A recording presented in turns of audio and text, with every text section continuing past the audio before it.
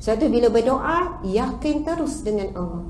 Maka bukan syirik akbar ni, bukan syirik besar kena syahadah balik ni. Sebab apa? Prinsipnya bila berdoa dengan Allah, perlu yakin bulat-bulat bahawasanya Allah pasti memakbulkan. Sebagaimana janji Allah di dalam Al-Quran, Allah berfirman, wa iza sa'alaka ibadi anni fa inni qarib ujibu da'wata da'i iza da'an falyastajibu li wal yu'minu bi. Sadaqallahul azim. Firman Allah yang bermaksud, apabila hamba-Ku bertanya tentangku wahai Muhammad, katakanlah bahawasanya aku ini dekat. Allah menyatakan Allah sangat dekat dengan kita. Bahkan dalam hadis yang lain Nabi sebutkan, Allah menyatakan aku lebih dekat dengan hamba-Ku daripada urat lehernya sendiri. Urat leher, nadi paling utama. Kalau kita kena potong tangan, hidup lagi. Potong kaki, hidup lagi. Semua tu ada nadi. Tapi kalau diputuskan nadi bahagian leher sampai terputus, maksudnya itulah tak boleh diselamatkan lah kalau terputus. Kalau tak putus boleh disambung. Wallahualam, nadi tu boleh sambung tak? Tak boleh kan? Jadi pendarahan yang tak boleh dihentikan. Dan katanya kita ni hidup kerana ada nyawa. Tak ada nyawa, kita umpama seperti bangkai. Tapi kita tak panggil bangkai lah, mayat. Sekarang kita boleh bercakap, kita boleh makan, kita boleh berjalan. Yang membezakan nyawa dengan tak bernyawa saja. Tak bernyawa, semua tak boleh gerak. Nak katanya Allah menggambarkan betapa dekatnya dia dengan kita, lagi dekat daripada nyawa yang berada dalam badan kita, lagi dekat daripada urat marah ni. Urat yang kita ada urat marah tak? Tiba-tiba sebut urat marah. Urat marah tu nak sembelih lembu kan. Okey, daripada urat leher kita ni, daripada nadi utama, daripada nyawa kita, sangat dekat. Dan Allah sebut, aku nescaya aku pasti memakbulkan permintaan hamba-Ku. Syarat yang pertama doa, apabila dia meminta. Iza da'an, apabila dia meminta. Jadi kita ni kadang-kadang duk tanya, Ustazah, saya dah ni, macam mana nak dapat suami yang baik, macam mana isteri saya, macam mana anak-anak, tentang rezeki. Tetapi hakikatnya kita sangat kurang meminta dengan Allah. Yang banyaknya adalah merungut. Kenapa lah keluar Negeri 9 pula? Saya orang Terengganu ya, tapi sebab duduk Negeri. Kenal tak saya ni? Kenal. Okey. Sebab terus je masuk je kan. Tak apa ya. Sebab masa suntuk sayang sangat. Datang daripada jauh, daripada Negeri Sembilan. Okey, jadi kita minta. Okey, yang pertama, kita ni banyak merungut berbanding berdoa. Contohlah, kita celek mata lepas sunat pergi kerja, banyak merungut ke banyak berdoa? Kenapa tak bangun lagi ni? Dah. Maksudnya apa-apalah, banyak benda yang kita boleh rungutkan. Bila start kereta jam, ya Allah, Kuala Lumpur ni sampai kiamat jam ni.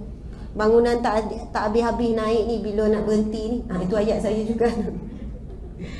Saya kalau datang ke Lumpur tak habis-habis kan? Pembinaan bangunan baru, itu renovation tu, jalan ni memang tak habis-habis. Kata berakhir bila kiamat berakhir, baru berakhir ni. Okey. Kita tukar kepada doa, ya Allah pemudahkanlah jalan, lancarkanlah ya Allah, elakkanlah daripada jam. Daripada hari-hari kita mengut je. Contohlah, apa pun berlaku dekat pejabat ke, dekat rumah ke, kita sebenarnya ada peluang untuk berdoa sangat banyak. Ambil anak kat sekolah, masuk dalam kereta, dia orang bising kan, bergaduh-gaduh sama dia orang. Nak mengut boleh. Kenapa tak kerti duduk diam ni contohlah, ni anak ustazah ni. Saya kalau ambil anak sekolah, 5 orang anak sekolah kan, 2 orang lagi tu dengan pengasuh. Jadi banyak benda kalau nak ungut, nak marah, ya Allah Umi penat ni. Tapi kita ubah pada doa, ya Allah lembutkan hati, ya Allah diamkanlah anak-anakku, ya Allah. Maksudnya tinggi sikit lah, bukan lembut macam ni lah. Tapi bila anak dengar tu, Umi dah doa. Akhirnya subhanallah, lama-lama dia semakin lembut, dia semakin teratur, dia semakin santun. Apa pun lah, sebenarnya apa yang berlaku sekeliling kita, Allah sedang membuka peluang untuk kita berdoa. Kita pergi ke mana-mana, ada benda yang kita nampak kita tak suka. Kita nak kutuk ke, kita nak keluh ke, kita nak doa. Kita pergi shopping kompleks, kita tengok orang umur dah 60 lebih, pakai seksi, ketat, badan berisi, kita nak kira berapa lapis dia ke. Ataupun kita nak kata, bang tengok tu, dah tua sangat tu, pakai seluar legging, baju ketat. Ataupun kita tukar kepada, ya Allah berilah hidayah kepadanya, berilah hidayah kepadaku. Kan doa seorang Muslim kepada Muslim yang lain dalam sembunyi akan dikembalikan. Malaikat akan doakan kita kembali 10 kali ganda. Dan mudah-mudahan asbab kita banyak mendoakan orang secara diam, besok-besok kita juga didoakan orang secara diam. Kemudian insya-Allah zuriat keturunan kita pun dapat manfaat yang sama.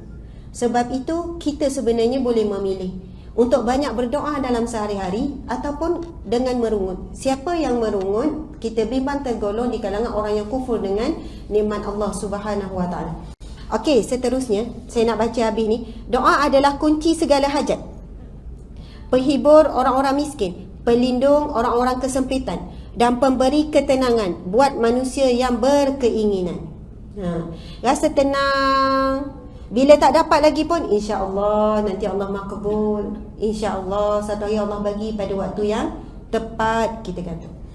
Saya pun nak kupas juga sebab ramai orang minta dikupas tentang isu doa yang spesifik. Boleh tak kita minta dengan Allah doa yang spesifik? Okey. Jadi saya pun rujuklah guru saya, subhanallah, saya ada rujuklah beberapa, pasu baca dan sebagainya. Masuk spesifik tu macam mana? Contoh, Imam Nawawi mengatakan boleh kita doa secara khusus. Doa contohnya kita sebut, ya Allah izinkanlah aku untuk pergi haji pada tahun ini juga. Logik tak pergi haji tahun ni? Tak logik lah. Dah habis dah, tahun depan lah kan. Okey, nak test tu, sedar tak ni? Sedar ya? Okey, ya Allah, izinkanlah ya Allah untuk aku pergi, untuk aku dan isteriku menunaikan haji pada tahun depan ya Allah. Ini boleh. Maksudnya mengkhususkan tetapi masih lagi umum. Itu masih umum lagi. Ia bukan khusus. Contohlah, kalau kita khususkan sangat, contoh. Okey. Dengan syarat meminta tu, masa minta dengan Allah, bukan dengan soalannya mengajak Allah. Ya Allah, izinkanlah ya Allah pergi haji pada tahun depan ya Allah, dalam keadaan tak ada hutang sikit pun, dalam keadaan boleh naik ni pada sekian-sekian. Maksudnya itu terlampau di detail. Kita doa yang secara umum, Allah beri yang terbaik. Boleh minta tahun ni juga ya Allah.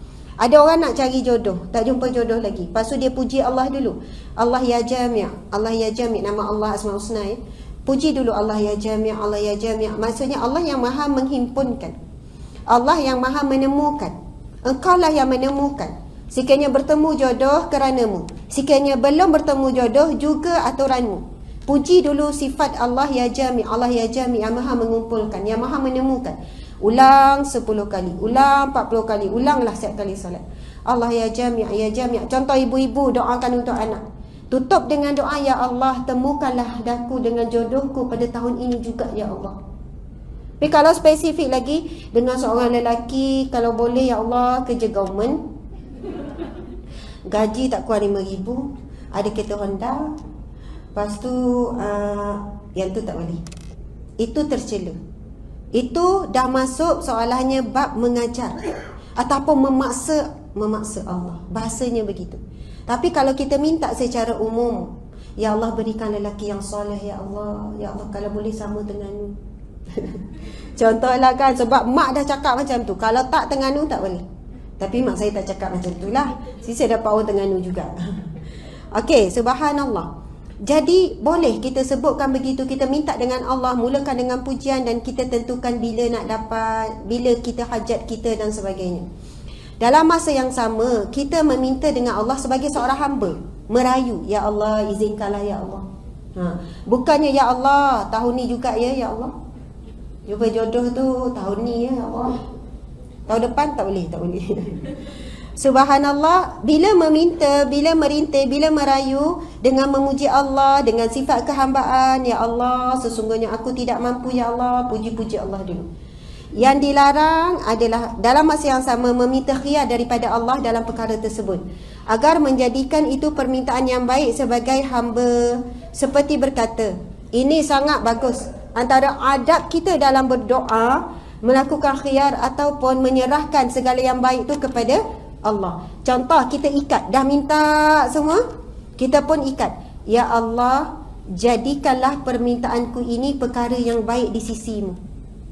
Sebab kenapa kita kena ikat dengan khiyar seperti ini?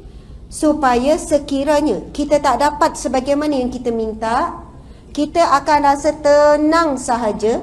Sebab kita minta, ya Allah, jadikanlah permintaanku ini baik di sisimu. Lepas tu kita tak dapat, kita doa, ya Allah, tahun ni biarlah aku naik pangkat, ya Allah, kerja dah 20 tahun tak pernah naik pangkat. Contoh, tak pernah dapat anugerah pekerja cemerlang, padahal dia cemerlang, contohlah kan. Ya Allah, bagilah dapat anugerah pekerja cemerlang. Dia doa tahun ni, ya Allah, dah keluar senarai, dia belum tersenarai lagi. Jadi sebab dia dah ikat doa tadi tu, ya Allah, berilah kebaikan dalam doa ni, berilah doa, jadikanlah doa ini kebaikan di sisimu. Apa-apalah ayat, maksudnya soalannya sekiranya ia baik di sisimu, ya Allah. Jadi bila tak dapat, tenang-tenang saja, sebab kita minta dengan Allah begitu. Jadi kalau tak dapat, soalannya Allah bagi segenap supaya kita faham kenapa kita tak dapat, ia tidak baik untuk kita. Sebab kita minta sekiranya ia baik untukku di sisimu, ya Allah. Sebab kita bimbang kalau kita minta, Allah memang boleh beri je. Allah boleh beri sebab Allah ya Rahman ya Rahim, yang Maha Pengasih, yang Maha Pemurah. Dan pemurah Allah ni orang kafir, orang musyrik, hari-hari buat kesyirikan pun Allah beri. Bila dia usaha, bila dia minta, walaupun dia minta dengan tokong dia, walaupun buat maksiat. Sebab pemurah Allah tanpa syarat, pemurah kita dengan syarat. Kita kalau orang yang minta dengan kita, kita lebih suka memberi pada orang yang kita sayang. Tapi kalau orang ni banyak menyakiti hati kita, nak beri ke? Tak. Tapi Allah memberi tanpa syarat. Dan sifat Allah yang lain, Allah ya Ghani ya Mughni, Allah yang maha kaya dan Allah maha memberi kekayaan. Allah ya Razzaq, Allah yang maha memiliki rizki dan beri rizki. Allah ya Wahhab, Allah yang maha memberi. Allah ya Mujib, Allah yang maha memakbulkan doa. Kita kena ikat doa kita, ya Allah, sekiranya permintaanku ini baik di sisimu. Sebab apa? Kita bimbang Allah beri bukan dengan kasih sayangnya ya Rahman ya Rahim, tapi Allah beri dengan kebenciannya, dengan kemarahannya. Sebagaimana Allah memberi kepada orang musyrik, Allah beri. Semua tu daripada Allah. Tetapi Allah beri dengan kemarahan, dengan kebencian. Dan itulah yang namanya istidraj. Subhanallah.